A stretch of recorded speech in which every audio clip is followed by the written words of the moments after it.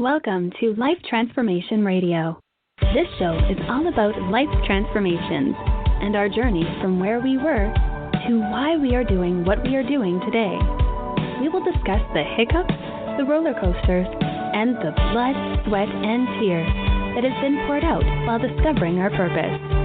It is all about our transformations. Here is your host, Sean Douglas. Happy Friday, everybody, and welcome to another episode of Life Transformation Radio. I'm your host, Master Resilience Implementer, TEDx speaker, business positioning strategist, and international best-selling author, Sean Douglas. This show is currently heard in over 90 countries. So whether it's your first time joining us or you've been listening to us for some time, I want to thank you to those who are listening from around the world. Life Transformation Radio is all about our transformation. Here, we tell the stories of why we're doing what we're doing, highlighting that transformational moment that changed our lives and how we use it to then transform others and elevate their lives as well. You can listen to us live right here on the Blog Talk Radio Network, Tuesday through Friday, 5:30 p.m. Eastern Time. You can also join our Facebook group. Search Life Transformation Radio Community on Facebook and never miss an episode by subscribing to your favorite podcast platform. Life Transformation Radio can be heard on the Blog Talk Radio Network. Go to blogtalkradio.com/Life Transformation Radio. Subscribe there. Listen to the show live there. And you can also go on Apple Podcasts, Stitcher, Spreaker, Spotify, TuneIn, Player FM, Radio Public, Overcast, CastBox, Himalaya app, Google Podcasts, Pandora, and we are available on YouTube. You can search YouTube at Life Transformation Radio. On the show, my guests are entrepreneurs, speakers, business owners, coaches, podcasters, authors, amazing human beings making an impact in the world around them. And my guest today has done exactly that. If you have any questions for any of the guests that I bring on the show during our live broadcast, Tuesday through Friday, 5:30 p.m. Eastern Time, go ahead and give us a call at 657-383-1109. Again, the number is 657-383-1109.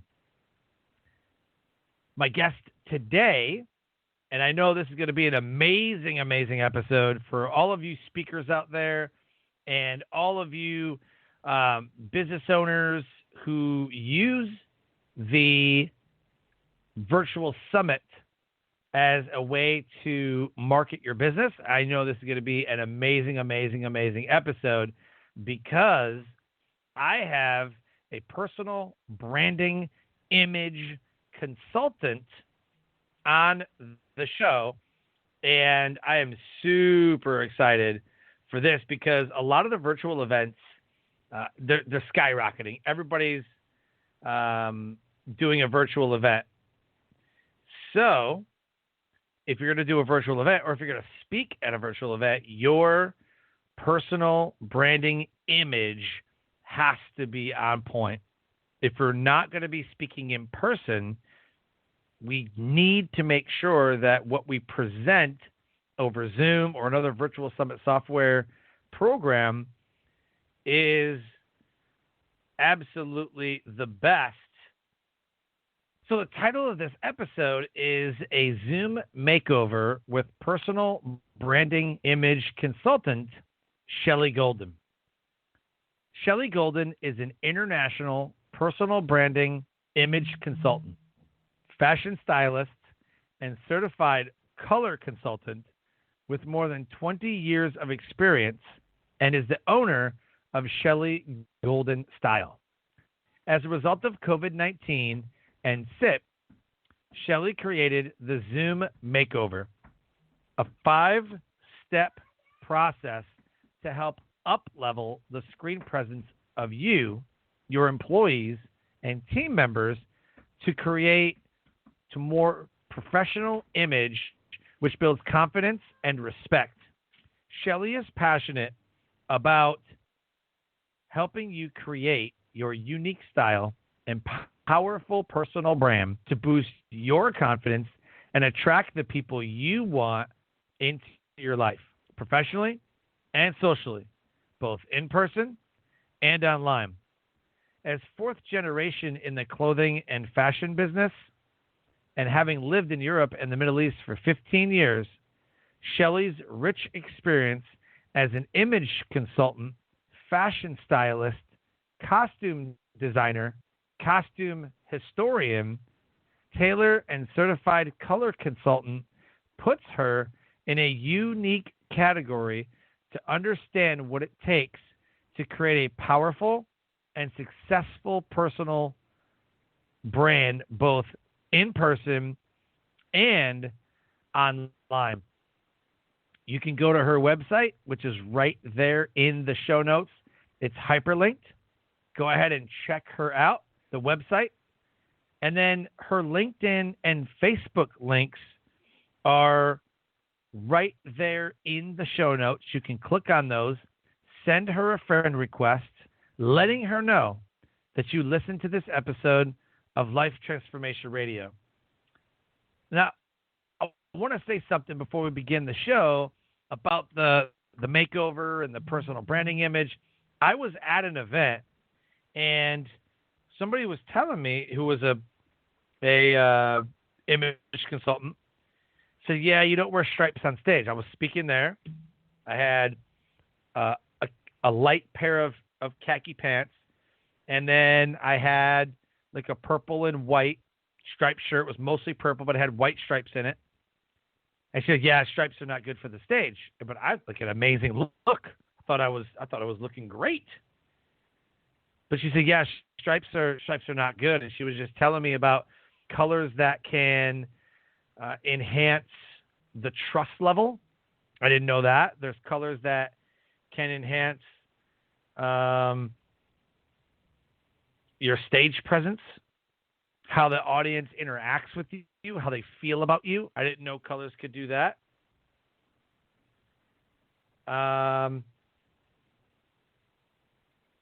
There's also things that you don't, like your mannerisms and ways that the colors can enhance the trust value. I didn't even think that. I was like, well, maybe you just don't wear red on stage. You don't wear red. And she goes, well, red, it means this color, or blue means this color. I'm like, yeah, I don't like gray. She goes, oh, gray means this color. I'm like, gray to me is dreary.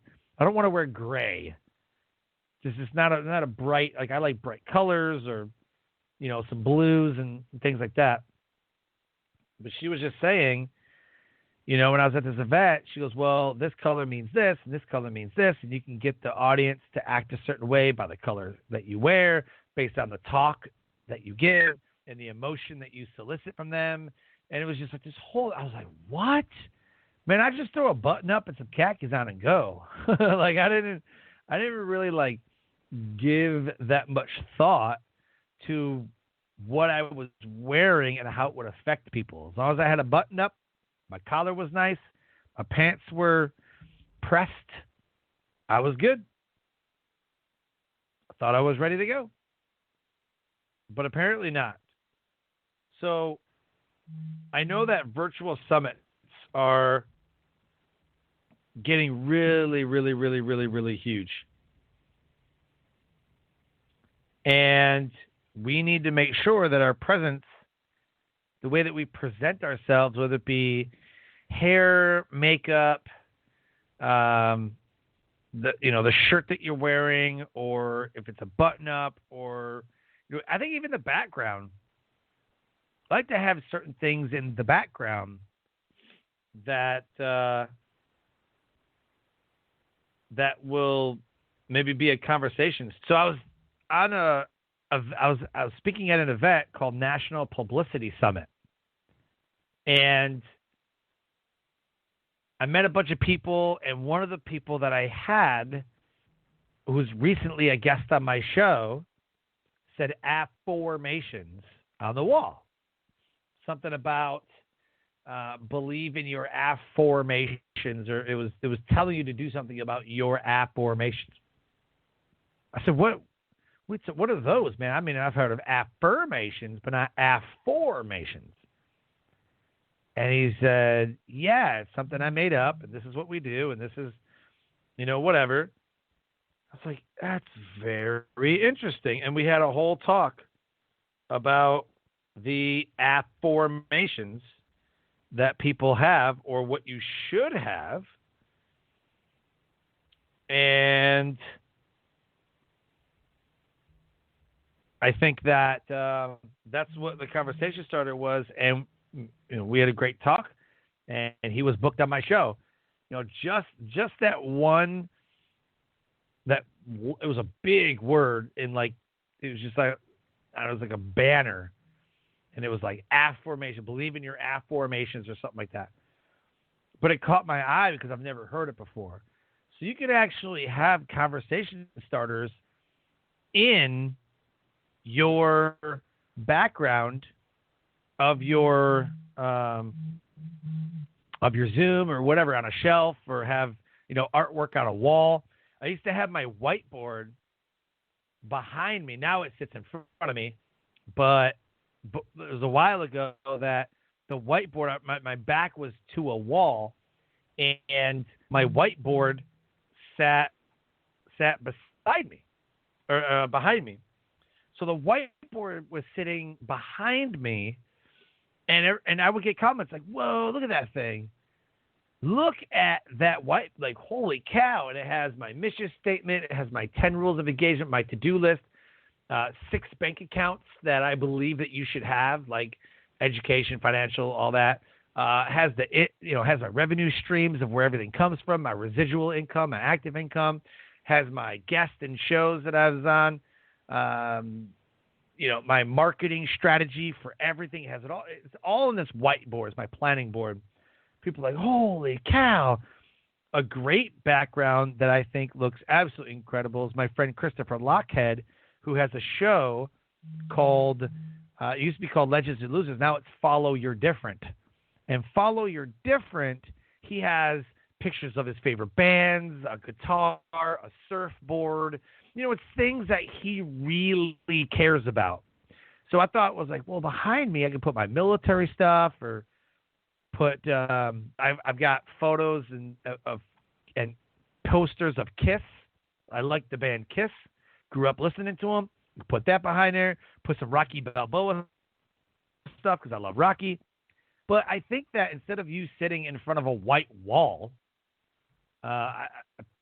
flowers or pictures or whatever. So I'm excited to bring on my guest so that she can decide. I just wanted to kind of front that out, like I was told, don't wear stripes on stage. It makes you look, whatever. And I never thought twice about what I wear, about the colors that would go into the audience's mind and how they would interact and whatever. So I want to welcome my guest. She's the expert. I'm not.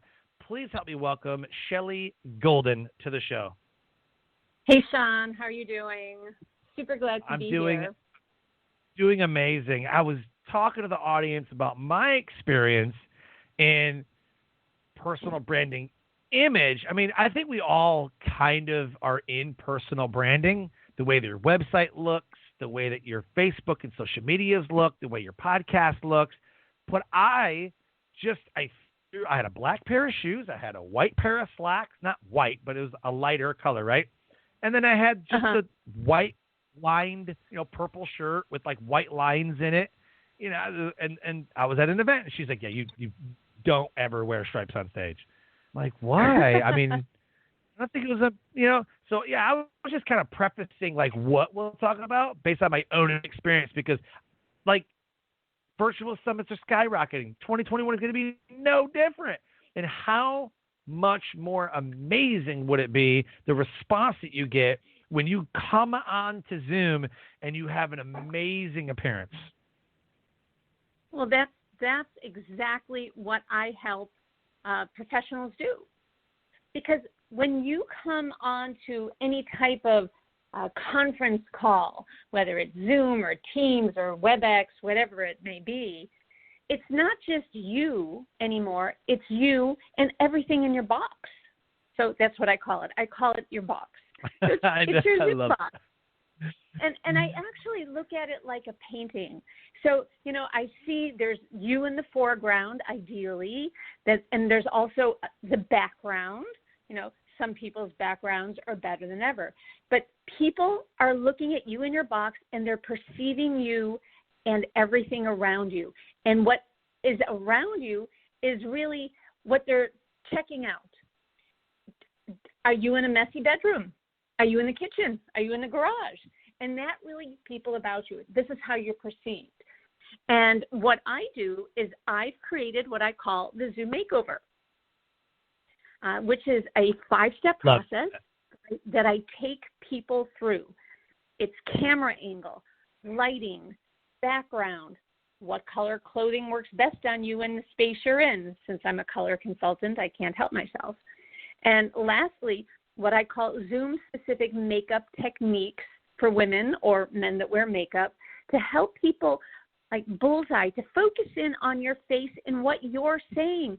Because what I try to do is I try to help increase engagement with you, help increase and improve rapport with you. And so this way, this creates trustworthiness and helps elevate your brand. Which is absolutely necessary. And after I listened to her, and I'd asked around because I kind of vet and research and everything else, people are like, well, yeah. Like, that's a thing. I'm like, that's a thing. They're like, that's a thing. Like, like the little things that you would never think mattered really matters. Right. Like, for example, here's a couple of things that really matter. The first thing that everybody notices when you get on a conference call is the lighting. Lighting's the first thing they notice. They notice if you're in the light. They notice if you're in the dark. They notice if you have light on half your face. But what I try to achieve is that it feels like we're just sitting across the table from each other. So you want to have the light coming from in front, ideally from both left and right. So if you have a window on one side, you might need to compensate the light on the other side so that the lighting is the same left and right on your face. Also, if you're going to position some lighting, extra lights, exterior lights, or should I say additional lights, you want to angle them at 10 o'clock and 2 o'clock so that they're on the left side of your face and on the right side of your face. And also, you might want to put those lights just a little bit higher than your eyes. So it's not in your eyes, it's angled down to your face, and it softens your face a little bit. What does that do? It just softens it. It makes it look like you don't have a spotlight on your face. How many times have you been on a Zoom call and it looks like someone's got a spotlight on their face and and they're just kind of dealing with it. So that's what I try to avoid. But also, the light that you have coming from your computer or your monitor is a blue light. And so what happens is everybody looks a little bit washed out. And so, you look tired, you look a little bit blue, you're gray. And so to compensate for that, some of these ring lights have kind of a warm, neutral, and cool setting. So you'd want to put it on a warm setting. But then I have like a super uber easy, cheap, and dirty hack. And that is if you take Post-its, so like a fuchsia-colored Post-it and a bright yellow Post-it, and put it over your light. Mix those two colors together, and you get kind of a peachy color. And that compensates the light, the blue light coming from your computer, and it helps your skin tone look more natural. And it doesn't matter whether you're light-skinned or dark-skinned. That's the right color combination to neutralize the blue light coming from your computer. That's cool. A really easy hack that you could do that's like cheap and easy. Sure. Another thing that you could do that is really easy to do, first of all, pick up your mess. Whatever it is around you, pick up your mess. But if if you have a bookshelf behind you, you want to put all the books vertical, because our eyes are used to seeing books in vertical positions, and then they become benign. And it doesn't matter if you have cookbooks and business books and, the Kama Sutra. It doesn't really matter what you have there, right, because people can't read the titles anyhow. But you also want to put the tallest book furthest from your eye, the way it shows in back of you, and the shortest book closest to your eye. Because then if you put it on a diagonal, kind of like line up the books tallest to shortest with the shortest closest to your eye, it acts like a little bit of a subliminal arrow angling down to your eyes to help force people to show them where to look. Wow. No kidding. Yeah. So I do that all the time. I lived in Amsterdam for 10 years, and when I lived there, I studied the Dutch masters. And many they actually use subliminal lines in their paintings to show you where they want you to look. So this is what I do. I try to create these subliminal lines.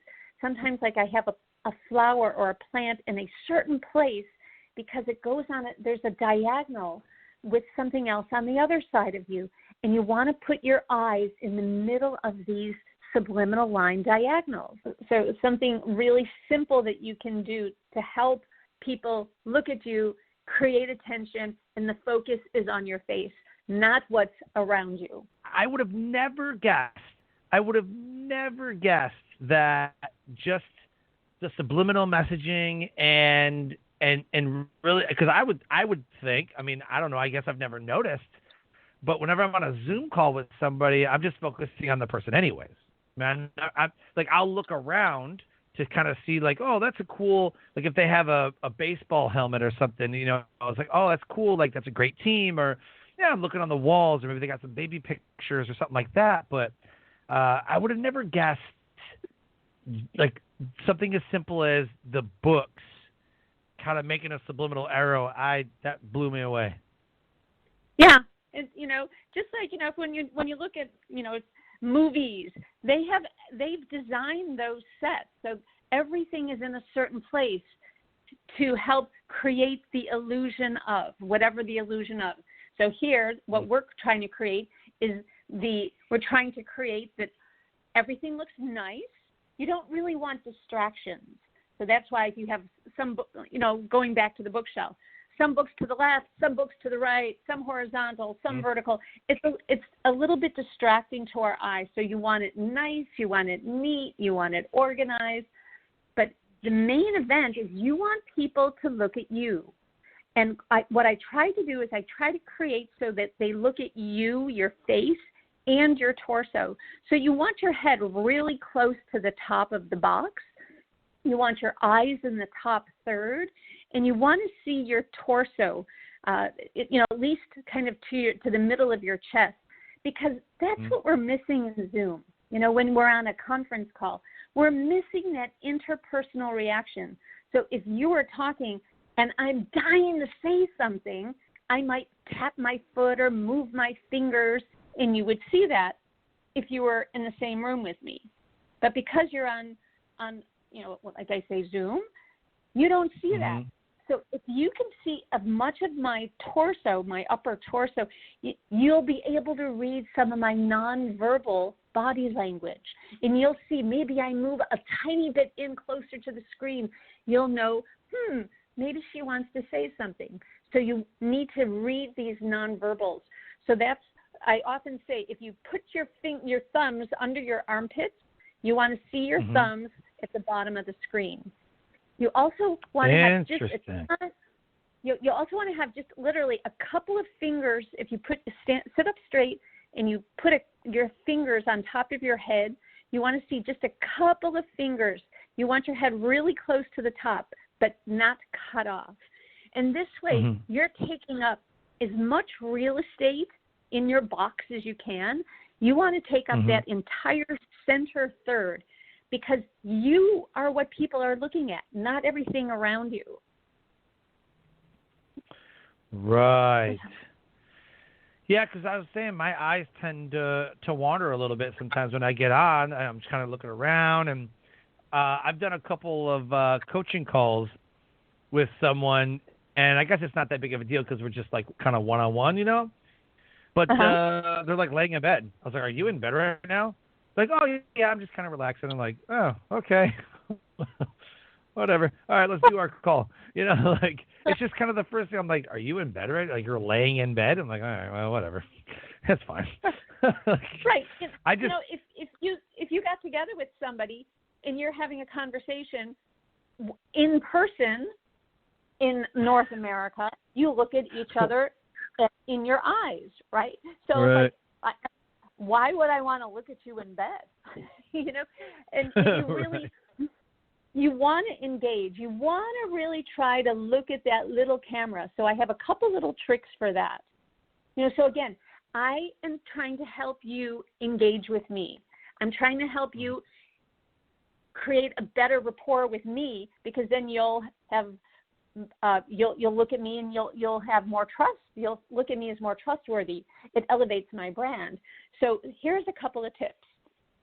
So next to my camera, I have a bright yellow Post-it, and I happen to have a little happy face on it, but it doesn't have to be anything. It just has to be a bright color, and I put it right next to my camera because I can't really always see the camera, but I could see this bright yellow Post-it, and my eye kind of knows where to go when I'm talking and I'm on camera.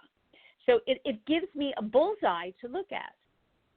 So another trick that you can do is, you know, if you have, say, like a Zoom room or a Teams room or a Google Meet room, whatever it is on your computer, don't have it take up the whole screen, the whole monitor, because then you're looking down to the left, to the right. Your head is literally moving back and forth and up and down. If you shrink that box down, so it really takes up just a small amount of space right under your camera, then your head is not moving left to right as much. So you literally will appear that your eyes are pretty darn close to that camera, as opposed to swinging from left to right because the person in the bottom left box happens to be talking. You know, and then the person in the bottom right box. So you're looking down, and it looks like you're not paying attention. Oh my gosh, that's so true. Now that you say that, and you make me think about it. Wow, because I'll look, you know, because we'll be, let's say it's six, 7 people or whatever, and I held a mastermind with about 8 or 9 people in it.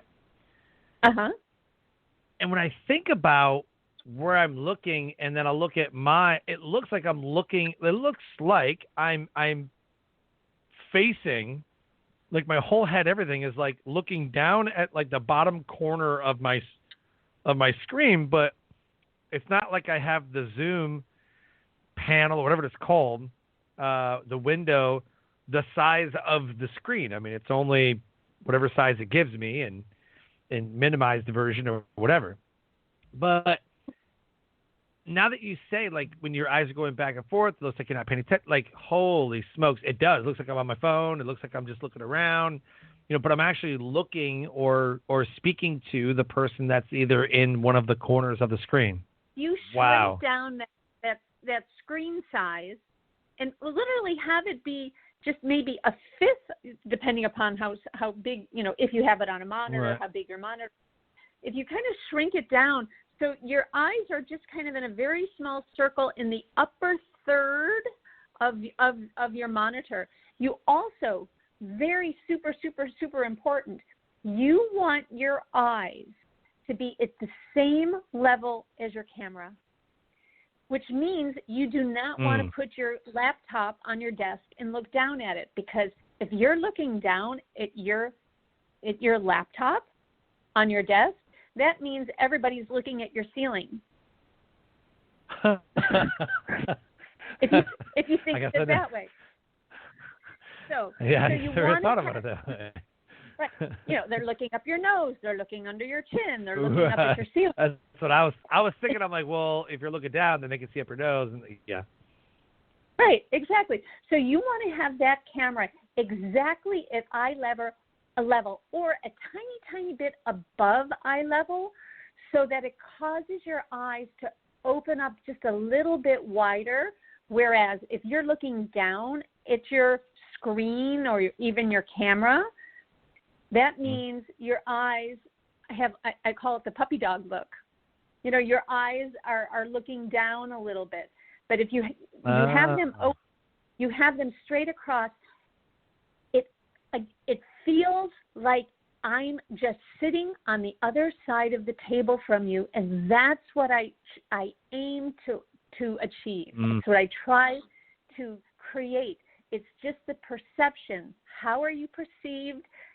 I'm perceived like I'm just sitting on the other side of the table, looking at you straight in your eyes, because I have my screen made small, and it's right under my camera.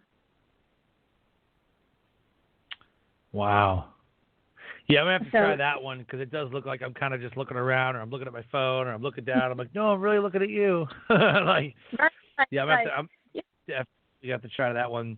I'm curious about your why. Like, why did you choose this? Why personal branding image, the Zoom makeover? Why do you do what you do? That's an awesome question. The short answer, it's what I was born to do. The longer answer is Love it. Actually I'm fourth generation in the fashion and clothing business. It's a little bit genetic. I really couldn't help myself. In college, I actually studied textiles and business, so I'm a real textile junkie. I've worked in the fashion and clothing business on and off my entire adult life, wholesale, retail. I'm a costume historian. I've designed and made costumes for theater. I've lectured on costumes around the world, tailor. I'm a certified color consultant. I have this really narrow niche, but I am deep in my narrow niche. And so I have been, like I say, on and off, like pick a decade, pick a term. Stylist, fashion consultant, image consultant, same thing, pick a, different terminology, my entire adult life. So I've always been working with people, helping them look their best. What is the right shape for their body? What shape is their body? Sometimes I call myself the queen of camouflage. How do we camouflage what needs to be camouflaged and accented what needs to be accented? So this is something that I've always done. And then at the beginning of COVID, I didn't think about it. I was doing a workshop with a business coach, and I said, well, I could help people look good online and feel confident and look their best online. And I started doing this, and I started calling it a Zoom makeover, and it has absolutely exploded. And so it wasn't a thing, and now it's a thing. So it's not like people doing this. So it was just this natural progression, helping people look their best with the right colors, the right shapes. Like I said, so I'm putting the lines, the background. I'm creating background. Sometimes when I'm working with individuals in real time, we're on websites buying inexpensive art or artificial plants, or like you need a 4-foot plant for that space, or you need a 1-foot wide and 2-foot high red floral arrangement for that space, whatever it may be, just to kind of create this lovely, nice, attractive, welcoming space that's not distracting. And so it has become this kind of wild animal that I'm really excited. It's been super fun. So, because I work with individuals, I work with companies, I come into companies, I do workshops with companies, I give presentations with workshops, and I've been working with companies and individuals across the U.S. and Canada. So it's been pretty exciting. It's been a pretty wild ride. what are some of the transformations that you have seen from those you've worked with? I looked at your website, your Facebook, and you can see, there was a lady that was in front of a window, and I know that is not a good thing because the light from the window can drown out some things, and I've had that happen where the sun has just kind of washed everything out. So right. Now it's the wall with the picture and the bookcase and and it looks really nice. And so her camera was above her head instead of at eye level, and you can really kind of see a difference in posture and just how everything looks. What has been some of the transformations that you've seen that you've even been wowed by? A couple of them that I've been wowed by. I've done so many. One of them that actually comes to mind. One That's a good that problem to comes have. mind is I worked with a woman who had a physical virtual background, so like literally like a backdrop that she ordered online, and it was, a lot of people have that as well. So this is what she had. This is what we had to work with. So I work with what people have in their home. That's what makes me special. And so she had this, but she had her computer again on her desk, and we were looking up under her chin, and she had a couple of extra chins that would not be as appealing as if she had only one chin. And right. But the camera was angled up to her face, and you could see over this virtual backdrop, which was a very cool room, like it looked like an old building, an old renovated building. And when you first looked at her, you felt like you wanted to lean your head to the left and tilt it up, because that would have been a better perspective of this room. Wow. It changed the perspective of the room. So we ended up raising her computer up about a foot, which is a lot, because she was also standing up. So we raised her computer up a foot. And then this backdrop was kind of a gray, black and white wall. And then she had a bookshelf, a real bookshelf. We scooted that bookshelf against this, virtual physical backdrop, put some books on it. Then we also brought in it was an artificial plant that she had somewhere in her house, and we put that also against the backdrop. And now it started to look like a real room, as opposed to this artificial backdrop that was behind her that, like, you really wanted to lean over to the left and turn your head upside down to look at her.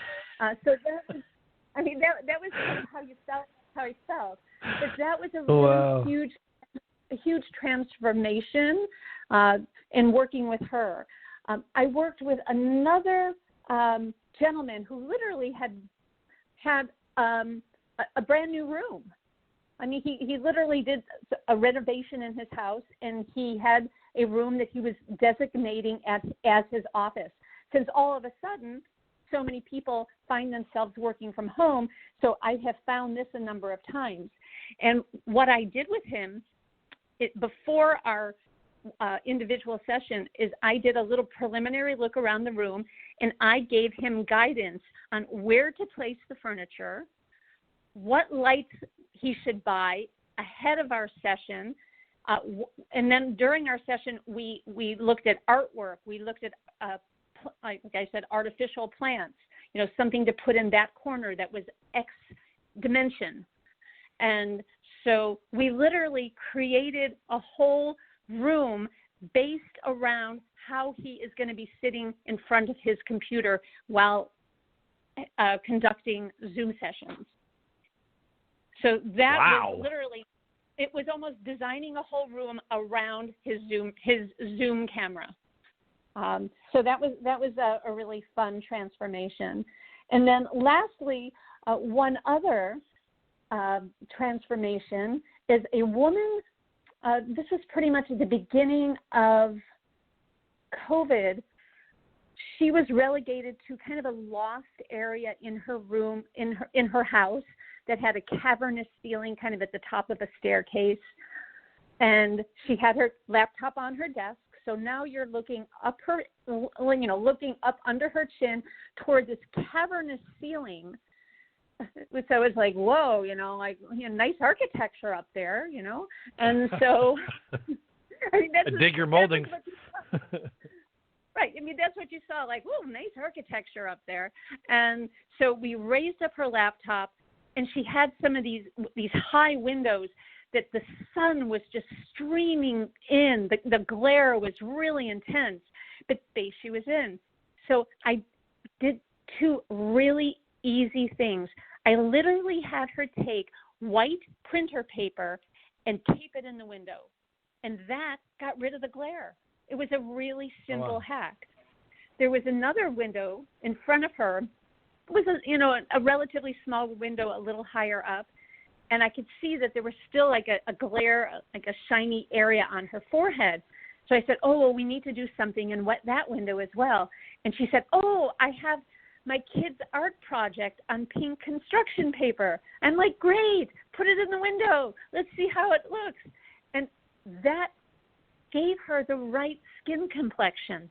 By putting this pink construction paper in this bright window, it kind of pinked her up, and it counterbalanced that blue light that I was talking about that comes in off the computer.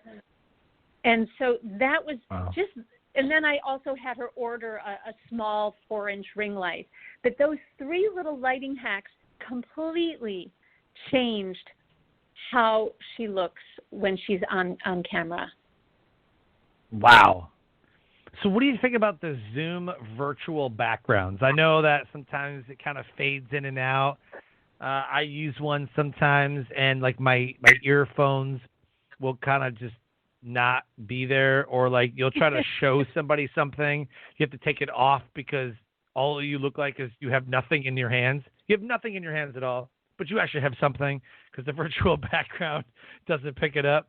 So what is your thoughts on the virtual backgrounds that Zoom offers? Okay, there's a couple of things going on. First of all, they're getting a little boring. that's like right off the bat.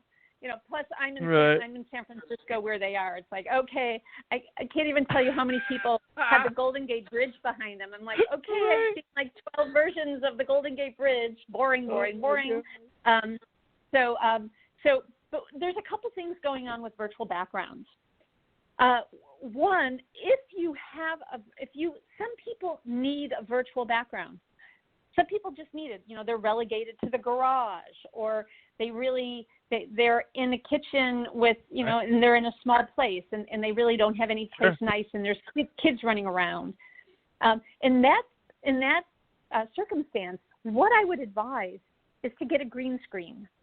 And the bonus of a green screen, and you can get an inexpensive one. The best ones are, it's literally what they call a banner style. You lift it up out of this little case that sits on the floor. That's the best. It's easy to store. It's easy to set up.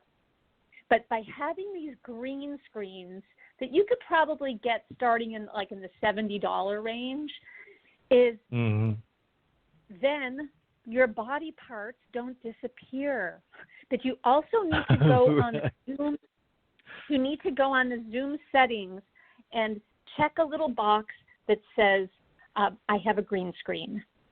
So that's really important to do. You'll need, go into like the settings, and there's a virtual background settings, and that's what you need to do if you have to have a virtual background.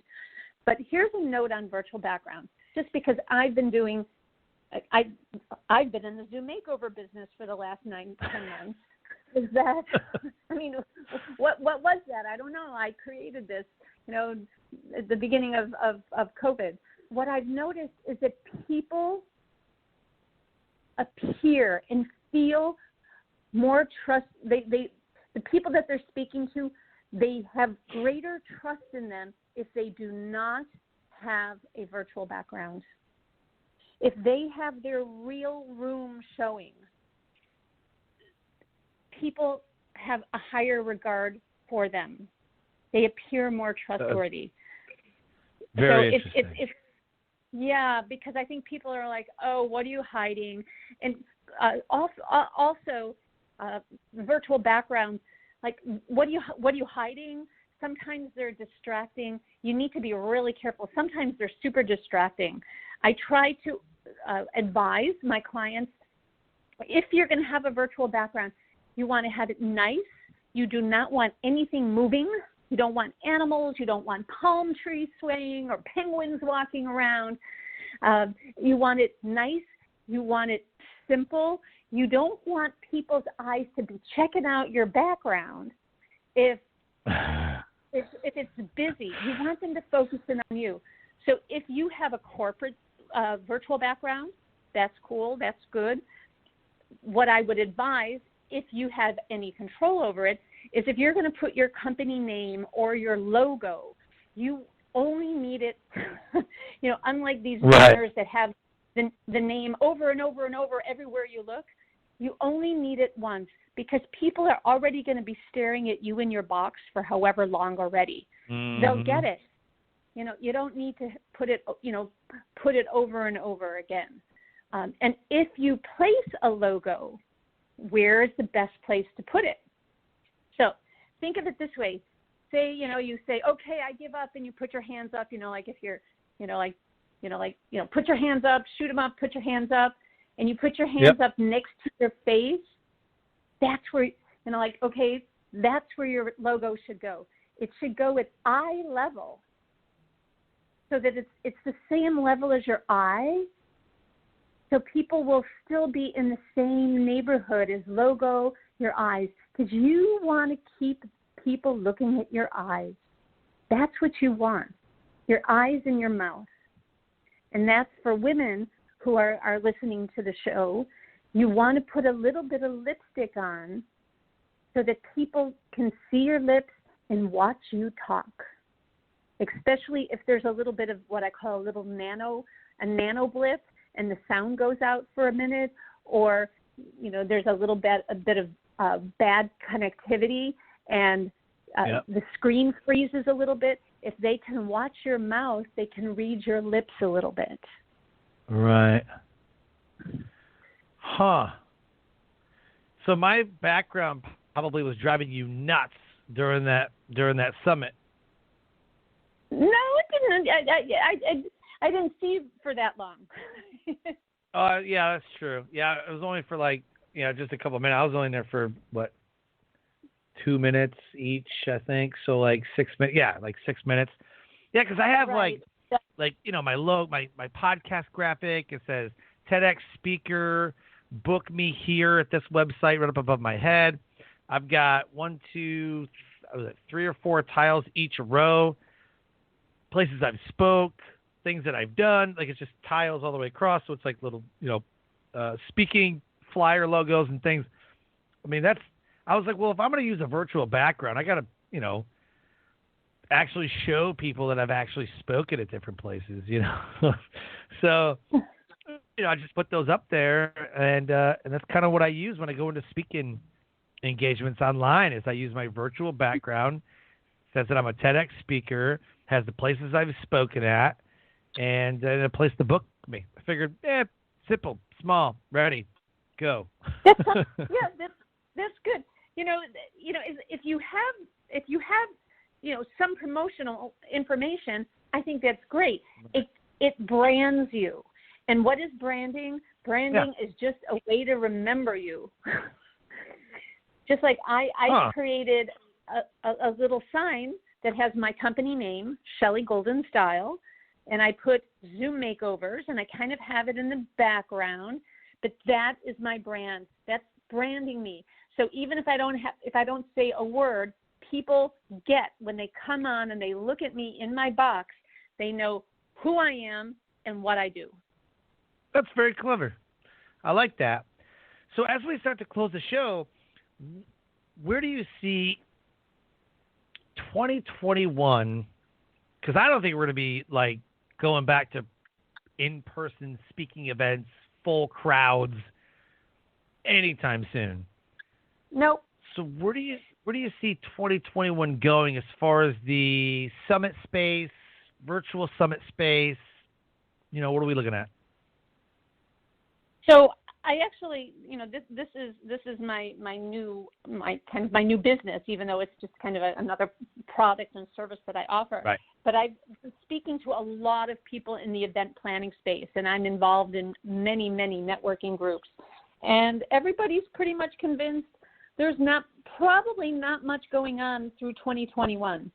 So we're going to be having event planners are really working really hard on how to figure out how to plan big networking events, because organizations and industries still need this.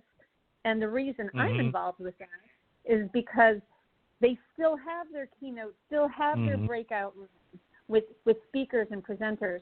And I'm actually working with an event planner. I live in the San Francisco Bay Area.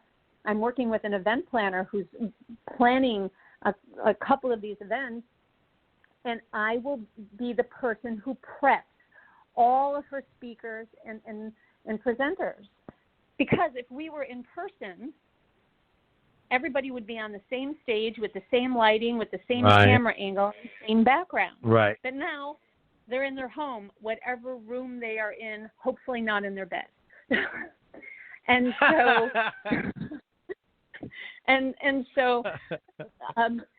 So that's kind of how I'm working with people on how to up-level the way they look for speaking, for events, for summits. And the reality is people really need to just accept this, but people are also getting really tired of wearing their same 5 things. Right. They're getting, right. And so you might want to, think, hey, maybe one day I'm going to wear something nicer, because what it does, it changes your mentality. It changes how productive you are. They've actually done studies that have shown the nicer you dress, the more productive and creative you are. Also, the nicer you dress, the more money you can charge and the more money people will pay you. Can I tell you a funny story about what you just said? Sure. So the nicer you dress, the more money you can command is how I kind of internalize that. Like, you can make more money because people are like, wow, look at how he dresses. And I'm just thinking in my head, like, the nice suits and all that. I'm speaking at an event. Oh, where was I? I think it was in LA. And there was a person on stage, and I cannot remember what she does. But we were talking, and then she was talking about some imaging and some branding for books and like your podcast graphics, and just kind of an all around like business feel. Like, your business has to feel like a certain way and doesn't have to look like everybody else's, do something different. I mean, that was the talk, right? The very next guy that comes up there goes, I want to talk about what she said for just a second. And so his talk was literally about standing out from the crowd. And he goes, I had a planned speech. I'm going to go right into it. We really do need to be different, because there's 3 of you guys that showed up here today with a blue suit, white shirt, and brown boots. And me and the 2 other people stood up. He's like, you guys need to stand up. We almost had the same exact color scheme on. The only difference was so I have a Steve Harvey blue suit. It's like it's a lighter blue, but it's not that dark navy blue. But it's light. Yep. It's lighter.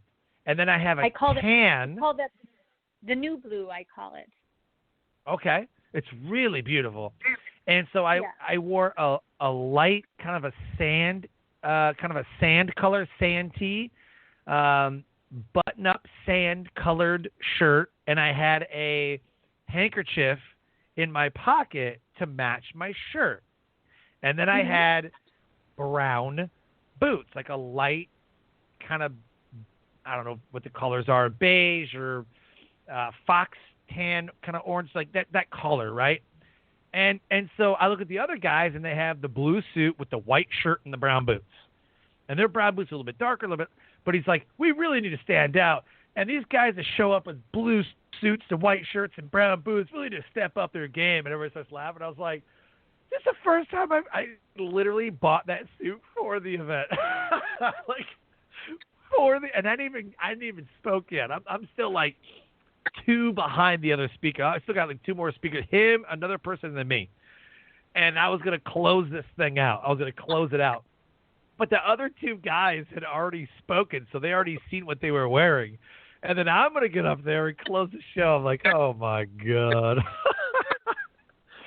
Well, Blue it's suit, funny. white shirt, brown boots. I had an interview with WikiHow earlier today. And so one of the questions they asked me was, how do you stand out? It's funny that you're saying that. And so for men and women, one of the kind of my answer on how do you stand out, how can you be different?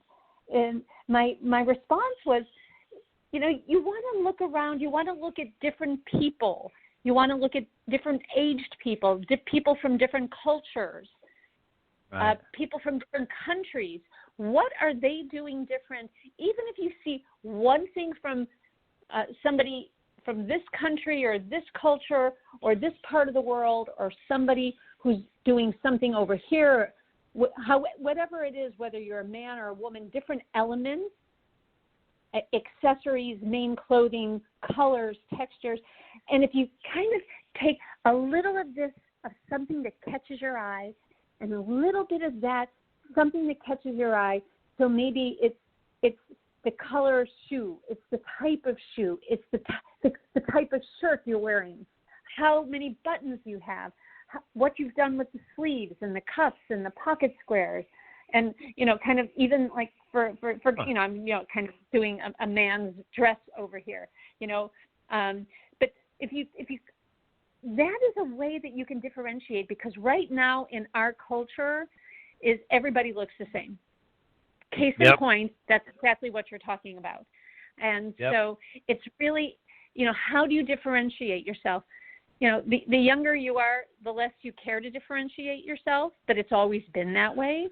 In societies, all the young people always look alike.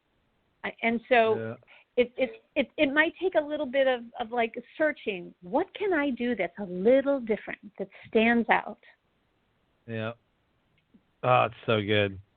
Yeah, as soon as you said that, if you dress really good, you're going to make more money, I'm like, well, let me tell you about my experience. I was like, oh, man. And my wife and I scoured. Like, I needed an amazing suit. And we were watching Family Feud, and there's Steve Harvey talking about Steve Harvey suits. I'm like, I got to get a Steve Harvey suit. So we find one. It's really nice. We look at the shirt, variety of colors that I have, and I'm like, okay, what really goes with this? And I mean, we really put it all together. My wife was so good about, like, I think it's going to fit this, and this is how this looks. And we tried different colors, and we just agreed, like, this looks amazing.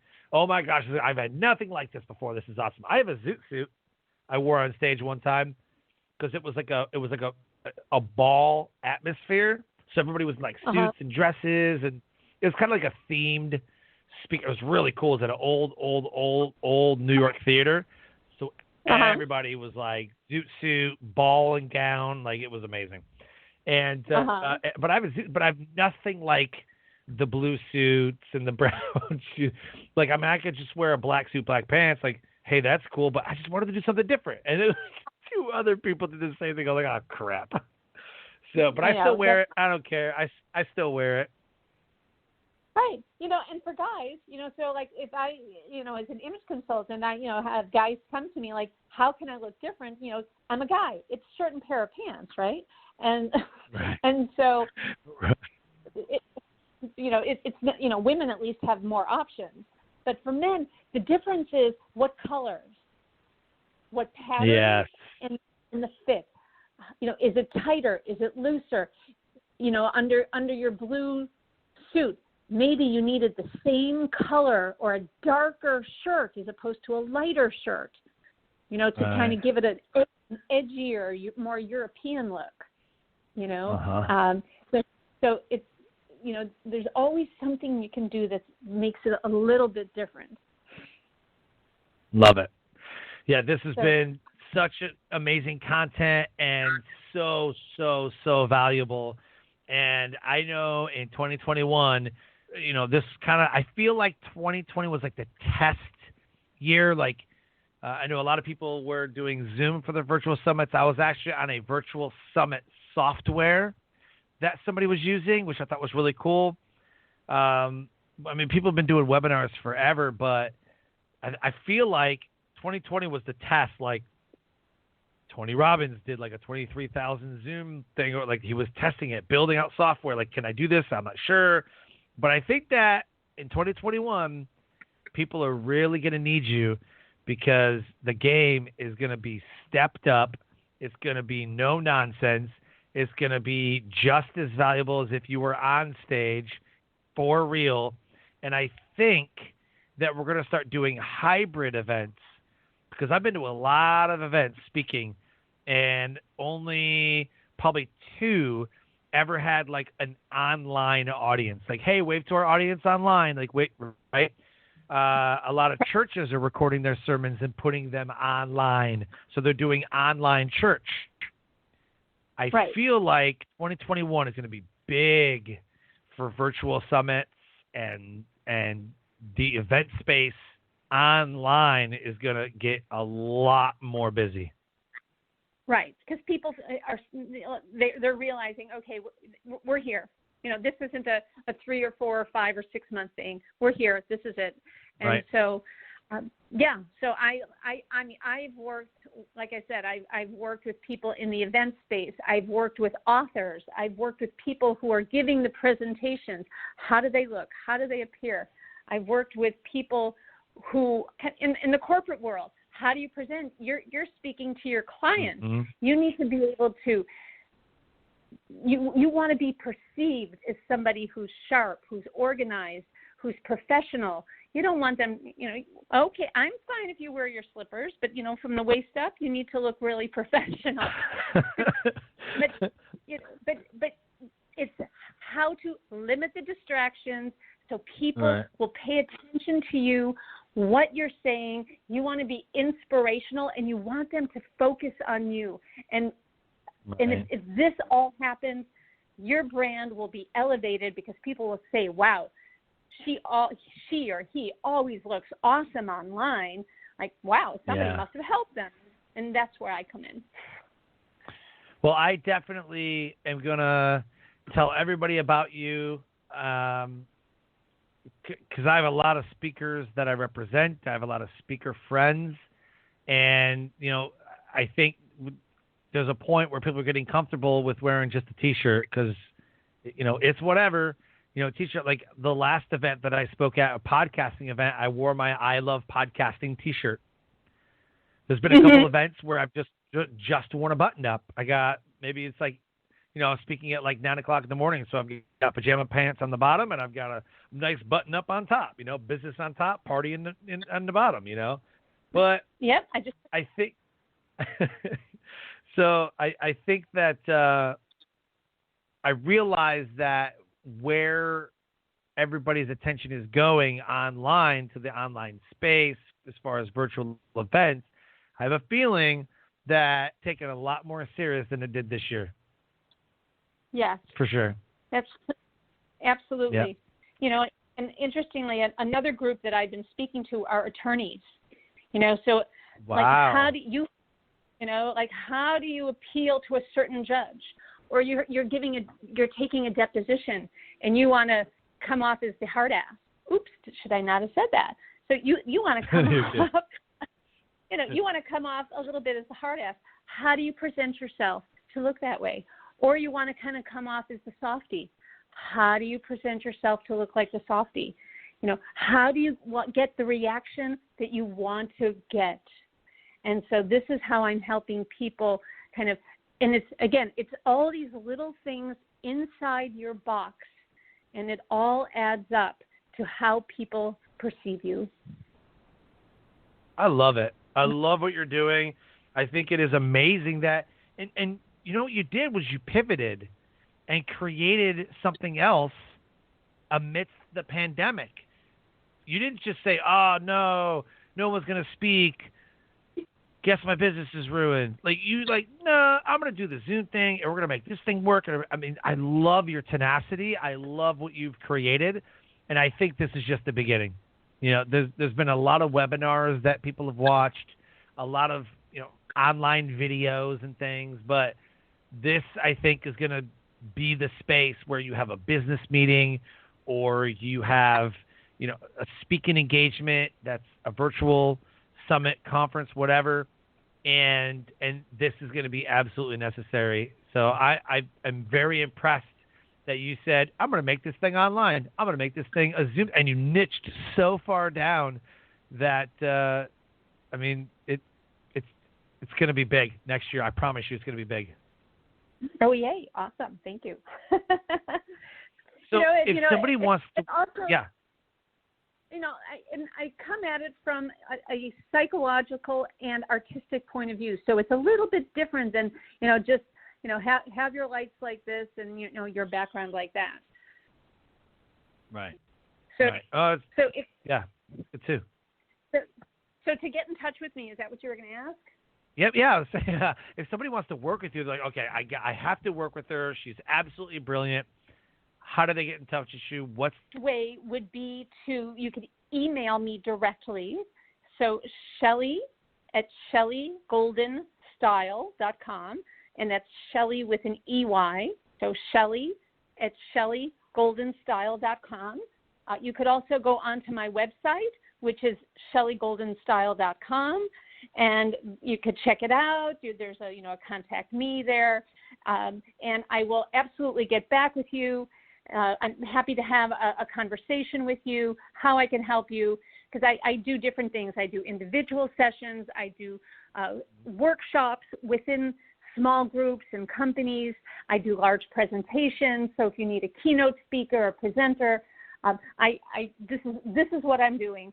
And I've been speaking to companies and organizations across the U.S. and Canada. And so I can help you out. I could help your company. I could help up-level you, even if you have an organization that needs somebody to come in for a special program. Love it. Awesome. I love what you're doing. I think it's very amazing that amidst the pandemic, you found a way to capitalize on people's attention going to Zoom and online. And I just think that you are absolutely brilliant. Thank you so much for being an amazing guest on the show. Honored to have you. Like I said, I think 2021 is going to be the year that people take their branding image to the max. I think 2020 was kind of a lot of online engagements. How's that going to look? I think 2021, people are going to take this real, real serious, because I don't see us going back to in-person events like we did 2 years ago anytime soon. So thank you so much for coming on the show. You're welcome, Sean. It's been a pleasure. Thanks so very much for having me. You're welcome. Life Transformation Radio listeners, an amazing guest impacting the world and online around her.